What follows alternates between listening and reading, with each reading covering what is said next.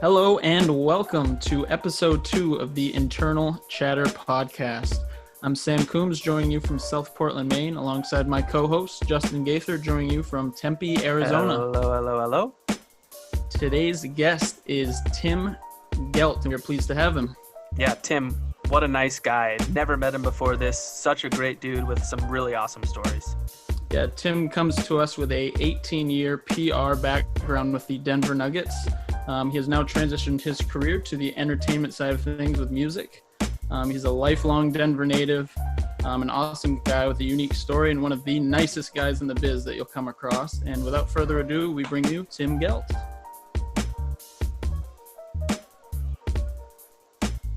Hey, Tim, how are you? I'm glad you could join us today. I'm great. How are you guys? Thanks for having me. Doing really well.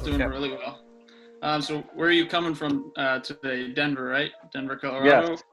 Excellent. Denver, Colorado. Right. You're a lifelong Denver guy. Grew up in Denver your whole life. Just kind of get into what it was like to grow up in Denver, be in that community your entire life, that sort of thing. Yeah, so I'm a Denver native, and back then when I was in high school, it was the Broncos and the Nuggets. The Rockies didn't exist. The Avalanche didn't exist. So, for me growing up, it was, my love of sports really began with the Broncos, but really the Nuggets is really what I, really got into. I loved basketball as long as I can remember. And so those were the only two teams we had back then. And then the Rockies came along a little bit later, and the Avalanche came along my senior year of high school. So basketball, although, and football were kind of really, and still really are, the sports that I follow the most and, that I was the most interested in. And, sports has always just been a huge part of my life, as has music, and I know we'll get into that later. But even so much when I went to a high school called Mullen High School here in Denver, and Mullen is a very sports-centric high school. They've had some great football teams, great basketball teams. It's a very academic school, but it's also a very sports-centric school as well. So as long as I can remember, even when I first got onto campus and I was interviewing to go there, they asked me what my interests were, and I mentioned sports, and they said, well, this is the right place for you then. Right. And so sports has always kind of been a huge part of my life, growing up here, including, high school and after, of course. So Tim, Sam kind of told me about this amazing opportunity that you had when you were, I want to say 16 years old, where you won this contest and you get to go on a road trip with the Denver Nuggets. Can you kind of take us through that experience? Because I think a lot of kids, or sports fans can envision that at some point that would have been a dream come true. And then even going a step further, at that point, is a career in sports PR on your radar? Does this put it on your radar? Can you kind of talk about that experience and how it molded you? Yeah. So when I was 16, my dad won a road trip with the Nuggets. And so for my 16th birthday, being a huge Nuggets fan, he said, this is, for your 16th birthday, guess what? We're going on the road with the Nuggets. And, as a 16, absolutely. And as I, I just remember being like, what do you mean? Like this is crazy. Like we're actually going on the trip. Right. On the team plane with the Nuggets, and Justin, like you said, that just by itself as a sports fan would have been, probably one of the greatest things of all time.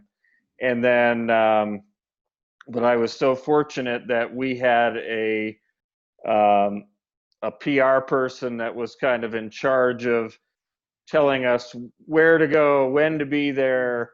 You need to be on in front of the hotel here to get on the bus. We're going to do this, then we're going here. You need to, be at this place at this time, and someone who was really in charge of where we were supposed to be and what we were supposed to be doing. And his name was Todd Goldstein, and he, I remember thinking to myself, man, this guy like works with the team. He's with the team all the time.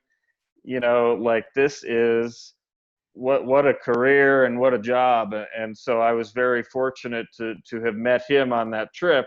And from that point on, it was kind of like a light went on, and, this is what I want to do. And, just from that point on, he became a really good mentor of mine, from that point. And so we kept in touch, and he, was instrumental in me, learning how things go, and kind of advising me on what I should do. And so, but it all started with that trip. And so, meeting him was ultimately the highlight of that trip. But, being on the plane and that trip was January of 1994. And you guys will definitely remember the 93-94 Nuggets as being the first number 8 seed to ever beat a number 1 seed in the playoffs, when they defeated the Sonics in April of 1994. So our trip was a few months before that amazing run against Seattle. Yeah. Who were some of the guys on that squad? Dikembe Mutombo, LaFonso Ellis, Mahmoud Abdul-Rauf, Robert Pack, Tom Hammonds, Brian Williams. And they beat what, the Gary Payton, Sean Kemp Sonics squad. Yeah. That's Bulls era too. So yes, that was a no mess around era of basketball. Yeah, that early 90s, mid 90s was, Jordan, Hakeem Olajuwon, David Robinson, Charles Barkley. It's a good time in the NBA right there. Was a great time. It was. Yeah, it was. So you mentioned, obviously that story of being 16 years old and getting a mentor and that kind of inspiring you going forward. I know you went to college right in downtown Denver. Obviously you had those aspirations now to kind of find your way maybe to the Nuggets or in the NBA in general. I know you've mentioned to me that, while you were in school, the Pepsi Center was being built, and it was kind of an inspiration for you. Can you kind of describe your college days and seeing that building go up and things of that nature? Yeah, so I went to a school called Metro State College of Denver, which is Sam's been in that area, but right across the street from where the Pepsi Center is now. And so at the time that I was in college, the Pepsi Center was being built, right off in the distance. And so I would go to school every day, and I, I knew that I needed to obviously get a degree to do the things I wanted to do. But, ultimately in my mind, I knew that the real experience was going to come from actually doing it, and so school was kind of, necessary, but I could not wait for the next phase. I couldn't wait to actually start doing it.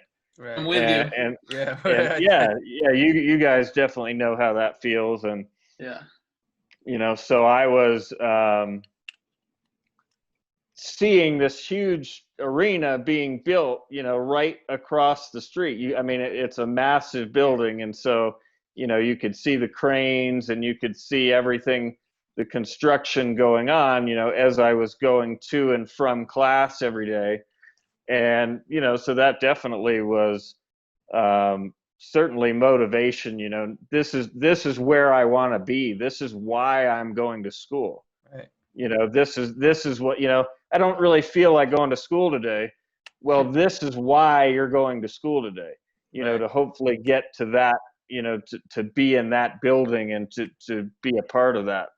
And so I thought that was a big part of my college career was just kind of knowing that, there were bigger things on the horizon. So from there now, so you intern with the Sacramento Kings.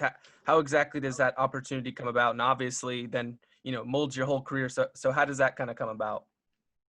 Yeah, so kind of what I was just saying, I could not wait for an actual opportunity to like really, be a part of an NBA team and really actually start getting to work.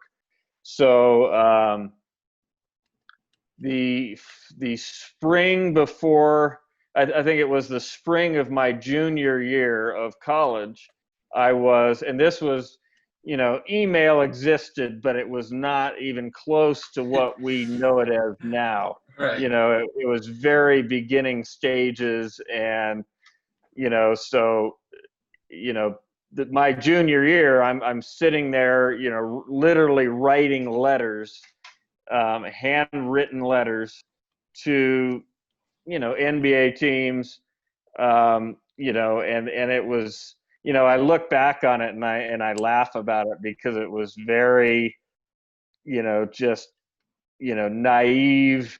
Dear Sacramento Kings, I'd love to intern for you. Oh yeah. Those work kind, still. kind of letters, dear Dallas Mavericks, I'm inquiring about an internship. And the Kings back then were just starting to, I think it was Jason Williams, his rookie year, Right. Chris Webber, Vlade Divac. I think it was the first year they made the playoffs, and they were very exciting. And I think I wrote the letter to them in the end of March, early April. And and I, at the same time, I had enrolled for summer school, kind of like what I was telling you guys, just to try and get college done. How can I speed this process up? Right. So I was enrolling in summer classes. Meanwhile, I was trying to get an internship that summer as well. Lo and behold, don't hear anything, no responses. Did they even ever get the actual, did the letter actually get to anyone? And again, and I think I've told Sam this story before, it wasn't like I addressed it to even the PR department or the marketing department. It was Right. literally It was fan mail. Sacramento Kings. Yes.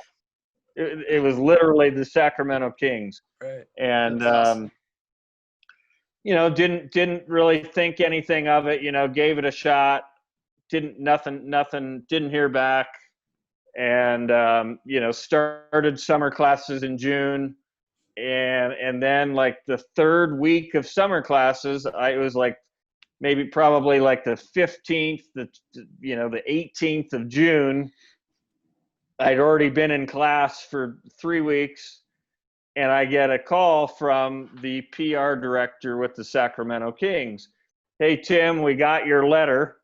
Ironically, it was the PR department. We got your letter, and we wanted to see if you wanted to interview for a summer internship with the Kings. And I said, oh my gosh, how did you actually got it? Someone actually read it, and they called, and I interviewed with them. And then I think I interviewed with them on a Tuesday, and then they called me again on a Friday and said, hey, it's down to you and one other person who lives, out here in Vacaville, California, which is, right outside of Sacramento. It's between you and him. And the PR director said, one thing that struck me in your initial interview was how much you really wanted this. And so, I want to ask you again, I have another candidate that lives, 25 minutes from here. Why should we go with you? You live in Denver, Colorado. You have to move out here.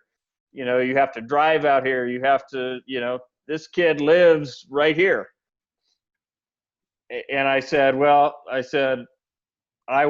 this is what this is all I can think about.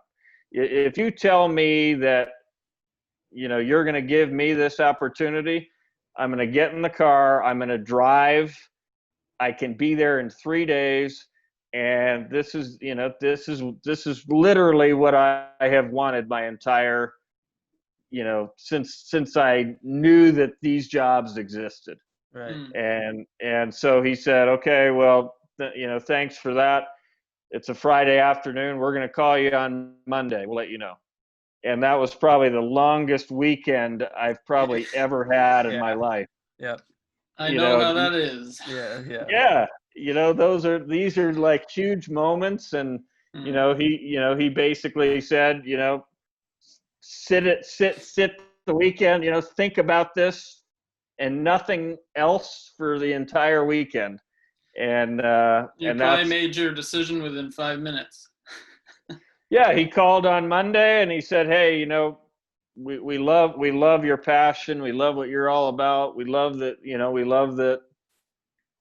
you literally are willing to pack your car and drive to, California and find a place to live. And we love that you're you're willing to do anything to do this. So we're happy to have you. I said, I'll see you on Friday. He called on Monday. I said, I'll see you Friday.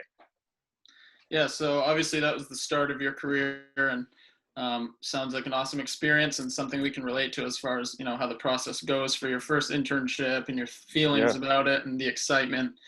After you finish that up, what was the transition like, coming back home to Denver and eventually, getting on with the Nuggets, all the way up to the director role and how that evolved over time? Yeah, well, one thing I want to say real quick is thanks to Sam, I've gotten to relive those feelings again, through his experiences. Vicariously, and so, hopefully some of my experiences have helped Sam kind of deal with how that feels and the 100%. The ups and downs of those things. And so honestly, when I came back after working with the Kings for 3 or 4 months that summer and coming back for my senior year, that was like, I was like, man, like, I don't want to be in college, like I was doing what I wanted to be doing all summer. I know I can do it. I was learning a lot. It was hands-on, I was experiencing, the NBA. And then, you come back to college and you're like, geez, I gotta turn in all this work, and I've gotta go to class at 8 o'clock in the morning. And it's like, I was already doing, what I'm going to school for. So that senior year was really, it was, especially the first semester was really tough, just to, cause I was like, man, I don't want to be here right now. But kind of what I was saying earlier, I still knew that I had to finish, to ultimately get where I wanted to go. But the second semester of my senior year, probably in December, Todd Goldstein was still with the Nuggets, but he wasn't on the team side. He was now in charge of selling the suites at the Pepsi Center, which was about to open. And so he offered me an internship in the suite sales department for that second semester of my senior year, and I absolutely took it. But at the same time, I was like, man, I want to be with the team. I want to be involved with the basketball side of things and not the business side.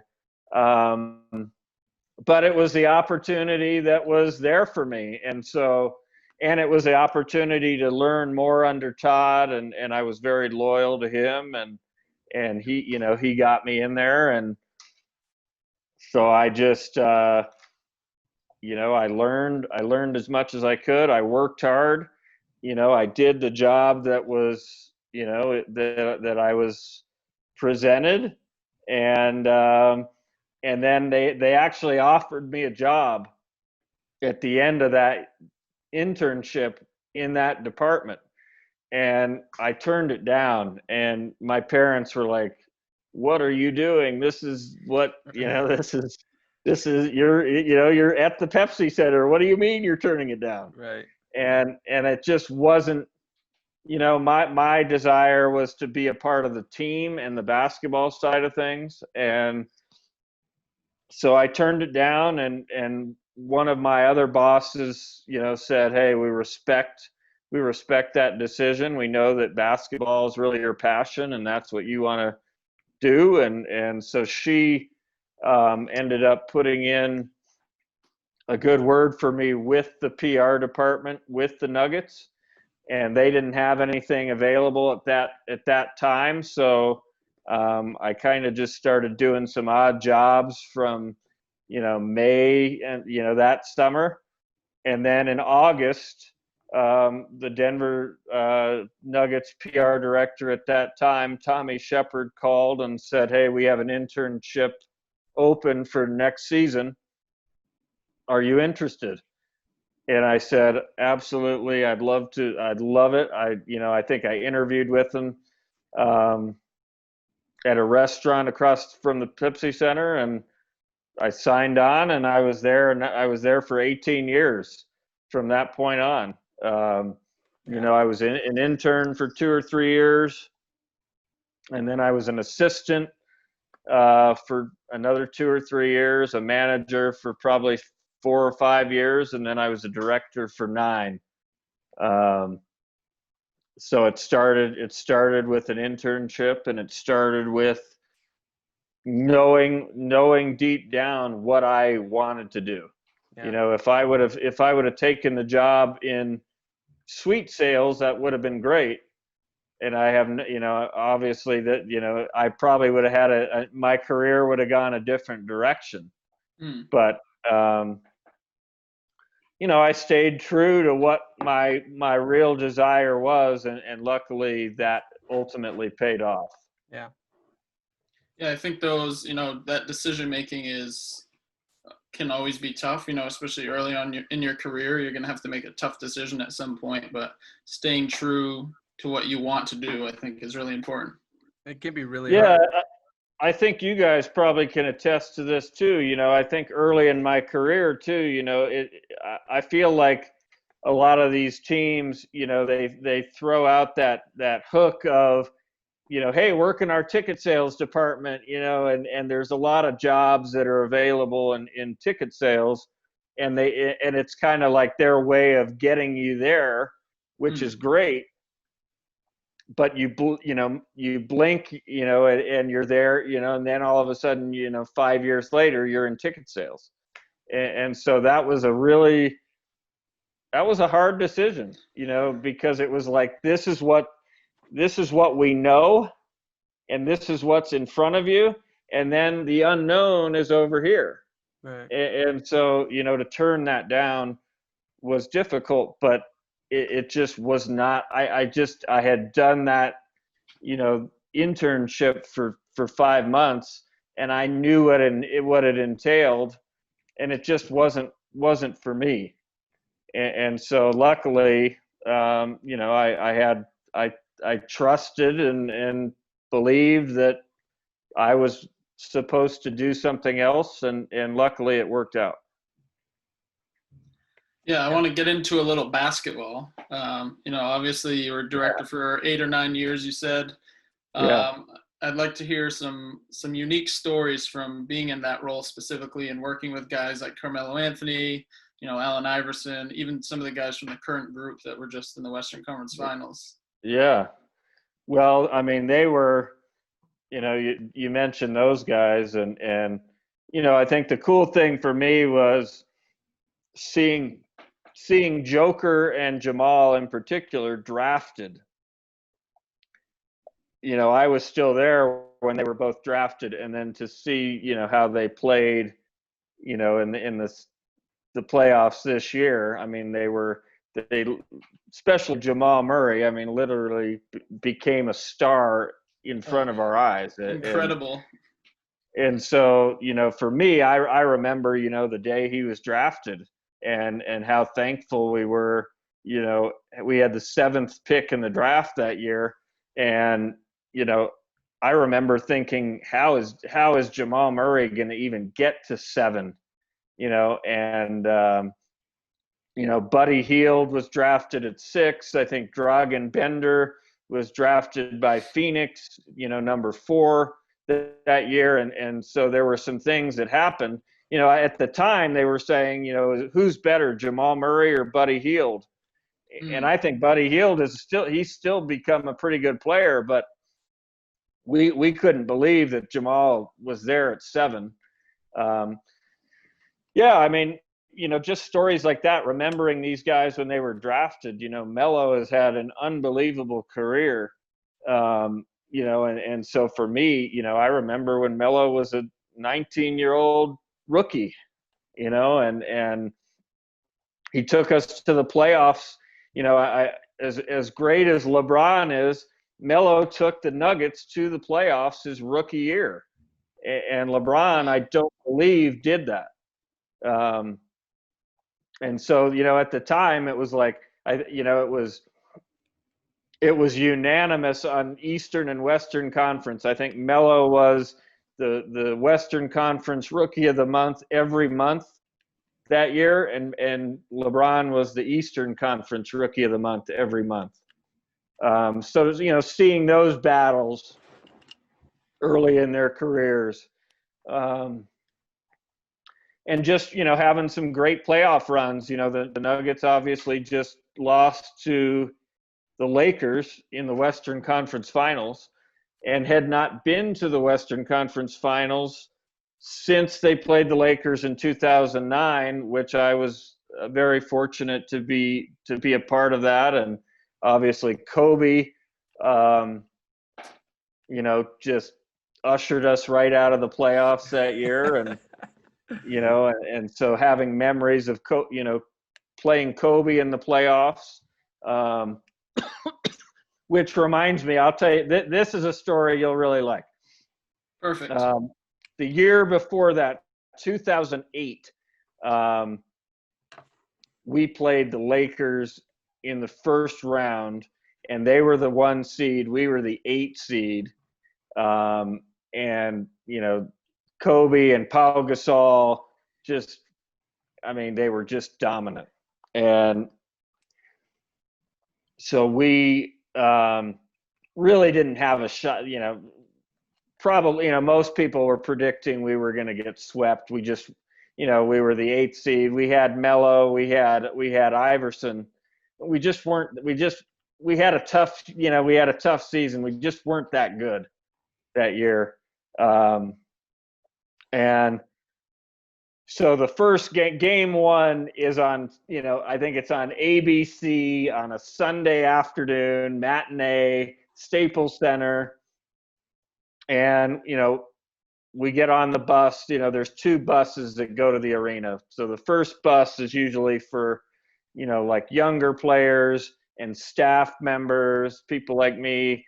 And then the second bus comes a half hour later. That's usually like your stars, Melo, AI, Kenyon. We're on the second bus.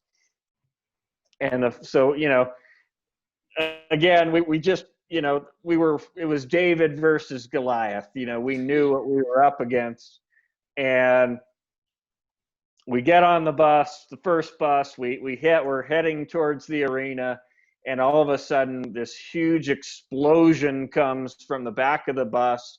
The bus starts smoking. There's smoke everywhere. The bus pulls over on the side of the LA highway, and the bus driver says, "Okay, you guys all need to get off because we don't know what's going on. Smoke everywhere. Just get off the bus." Everyone gets off. The bus drivers, looking at it, trying to figure out what's going on. We're all on the side of the highway, just kind of like hanging out, trying to get to the game, get to the arena for game one. Cars are zipping by, and the head coach of the LA Lakers drives by and waves, sees us on the side of the road. Phil Jackson waves to us as he passes us on the way to the arena. We had to wait for the second bus to come and pick us up. Second bus gets there. We all get on board. It's absolutely packed. There, usually you spread out everybody. Everybody's on one bus.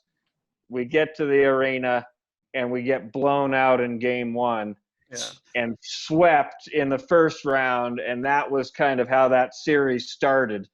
And, we had a bad feeling going in, and that just, obviously was a bad omen to the start of that series. But no love from Phil, huh? Yeah. No love from Phil. No offer for a ride or anything like that. No. Phil knew exactly. Okay, we're gonna just take these care guys of this can't series. even. These guys can't even get to the arena in one piece. Yeah, we're good. He wasn't worried at all. No. And then we came back the next year and got to play them again in the Western Conference Finals, and it was more of a series, the following year. But stories like that, that's what I remember. Things like that. Yeah, that's crazy. Yeah, that's quite the story. I mean, Phil Jackson, geez. Out of anyone that could drive by and wave to you, it's Phil Jackson. Right. Not the water boy. So, obviously have those cool memories from working for the Nuggets, 18 years worth of time. And then, on your 18th season, music has been a big passion of yours. Tell me, when your passion for music kind of started, and when did you come to terms with, okay, this is something I want to pursue and really get involved with? Yeah, I think, even going back to when I was in high school, I was a huge hip hop fan. I was really,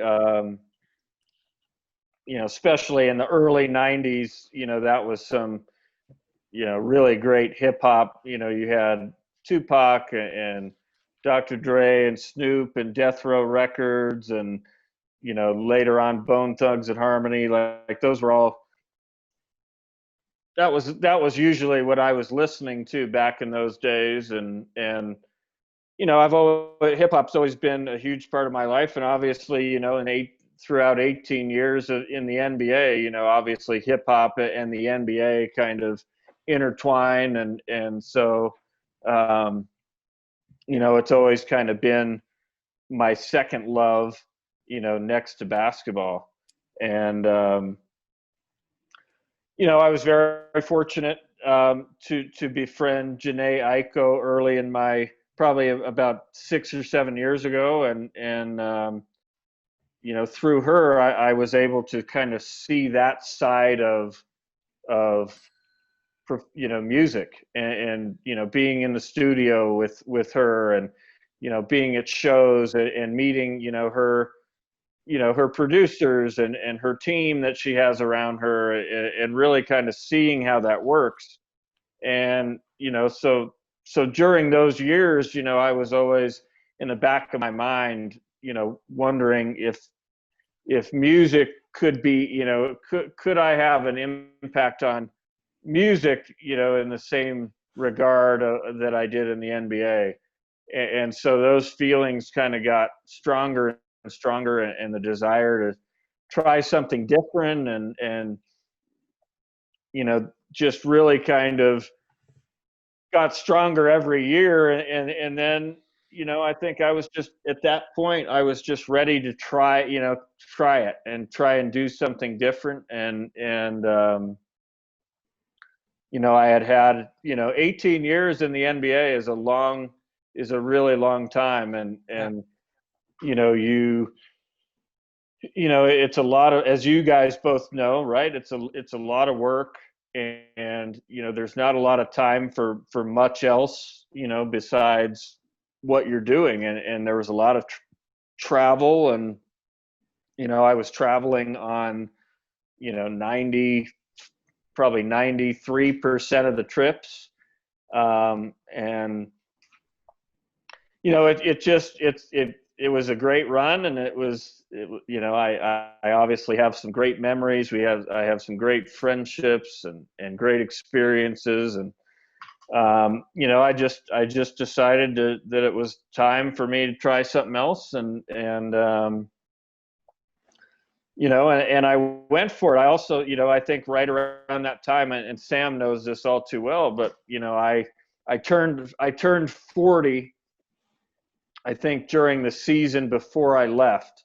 Mm-hmm. And and I blinked, and I was, I have this great career, and I work for a great organization, and I'm doing all these amazing things, but I don't have a personal life. I don't have a wife. I don't have kids. I don't have, I don't have any of the personal side of life.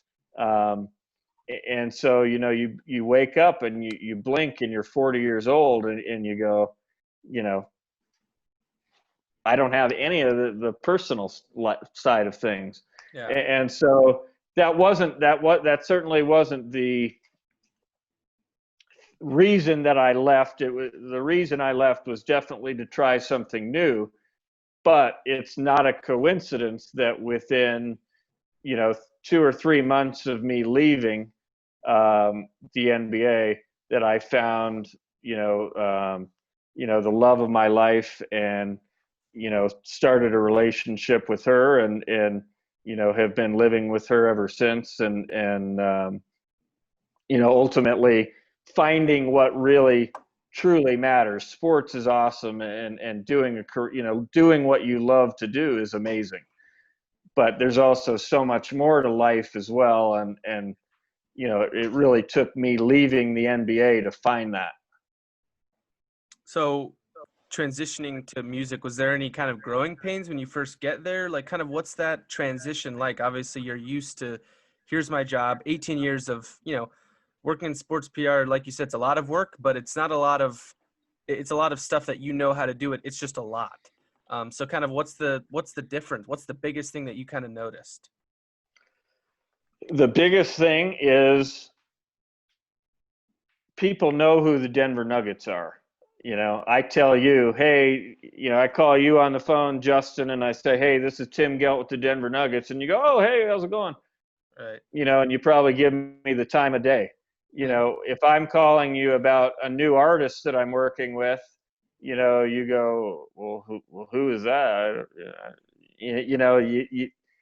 That was the big, I think that's Right. been the biggest,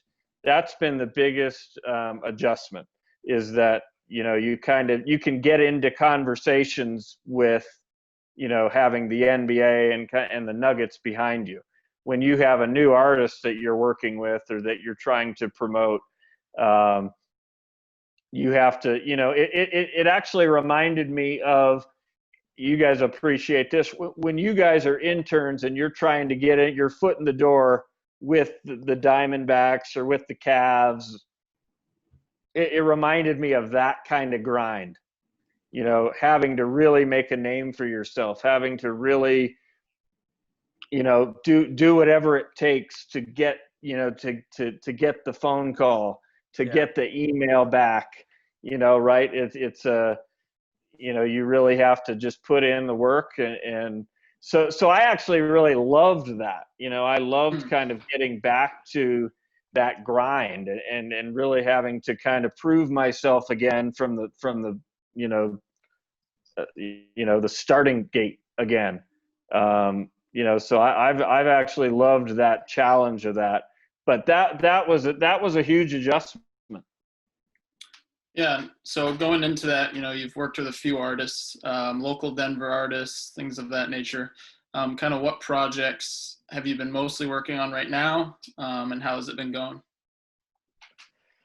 Well, it's really been a fun year for us. COVID, obviously has affected all of us. Sam and we've talked about that a number of times, but you know, and one of the things I've told you is you have to be creative in, the things that you're doing now. And so, one of the artists I work with, his name is Ramond, and before COVID started, we were in the process of booking a bunch of shows for, April, May, June, that never happened.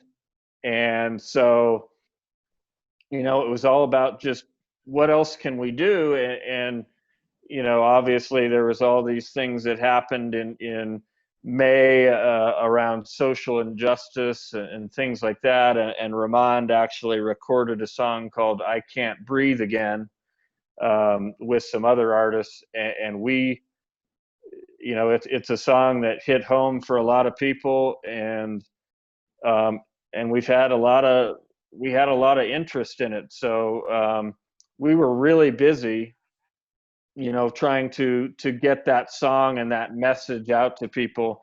And the song was, there's a hip hop radio station here in Denver called KS 107.5 that heard the song and literally played it on the air about an hour or two after they heard it. And from that point on, it was in rotation on their station for the next 3 months, pretty much every 2 or 3 hours. Wow. And so that's especially with new artists and unheard kind of independent artists, that was a really that was a huge opportunity for us, that we have been kind of building on from that point on. But that song has obviously a ton of importance right now. But that was that's been a huge, but we've been able to have some success with that song during COVID, which has been, we've had to do some different creative things than we normally would have. Right. So I'll dig a little deeper here. So what would you say in both of these career paths, what moments would you say are most fulfilling for you in terms of, what the work you're doing and the people it impacts? Wow. That's a great question. I've told Sam since the first time I ever talked to him, for me, PR is personal relationships. That's what it means to me. That's over the course of my career.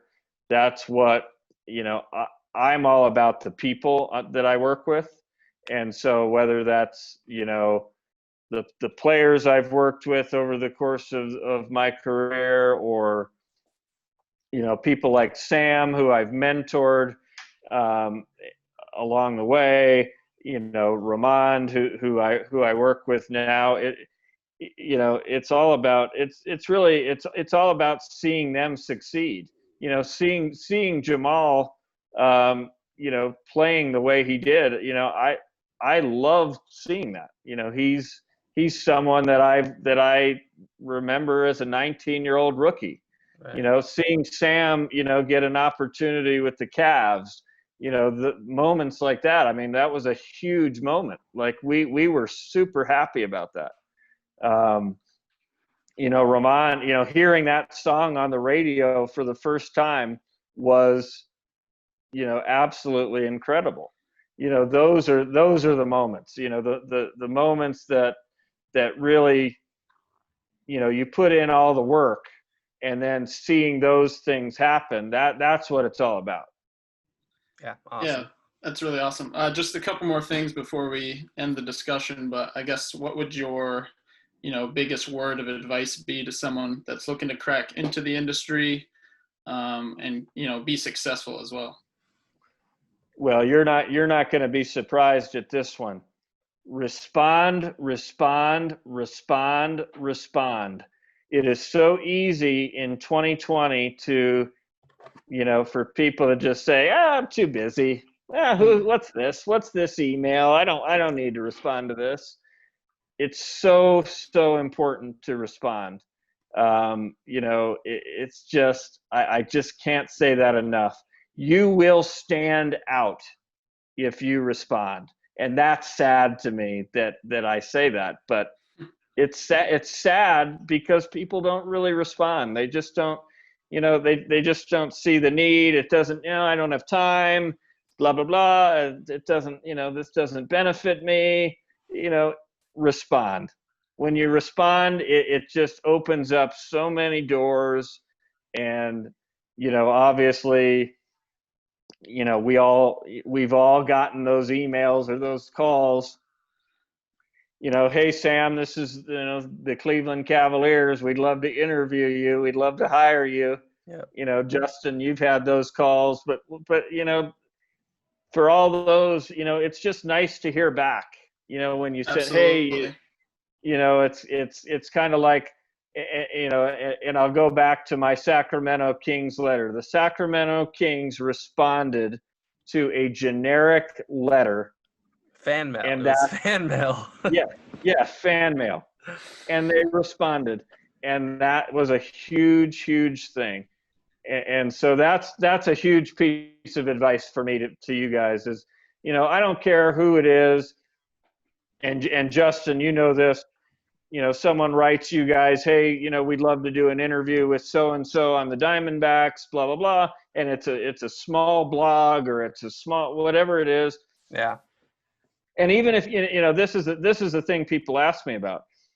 Well, what if you can't help them? What if it's something you can't do?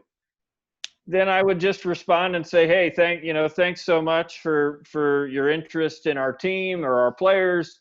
We're just, at this moment, there's nothing we can really do, but, maybe down the road there is, or maybe something else happens, but, just at least responding and saying, hey, we got your email. Thank you so much for reaching out to us and your interest in our team, our players.